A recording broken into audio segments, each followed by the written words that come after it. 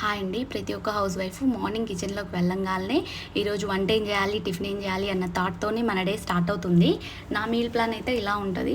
Meal plan అంటే ఒక 1 వీక్కి సరిపడా మీల్ ప్లాన్ వేసేసి మండే ఈ కర్రీ చేయాలి, ట్యూస్డే ఈ కర్రీ చేయాలి అని ఏమి ఉండదండి. డే బిఫోర్ అంటే రేపు ఏం కర్రీ చేయాలో ఈరోజు ప్లాన్ చేసి పెట్టుకుంటాను. ఇలా ఒక 1 వీక్కి సరిపడా వెజిటేబుల్స్ అన్నీ తెచ్చుకొని ఫ్రిడ్జ్లో స్టోర్ చేసి పెట్టుకుంటాను.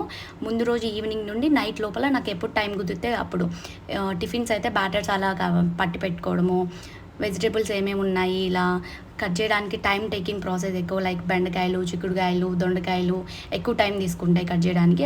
అవి ముందు రోజు నైటే కట్ చేసి ఫ్రిడ్జ్లో స్టోర్ చేసి పెట్టుకుంటాను. వాటి కాంబినేషన్ ఏం కర్రీ చేయాలి, వెజిటేబుల్స్ ఏమేమి ఉన్నాయి అని చూసుకొని పక్కన ఉంచుకుంటాను.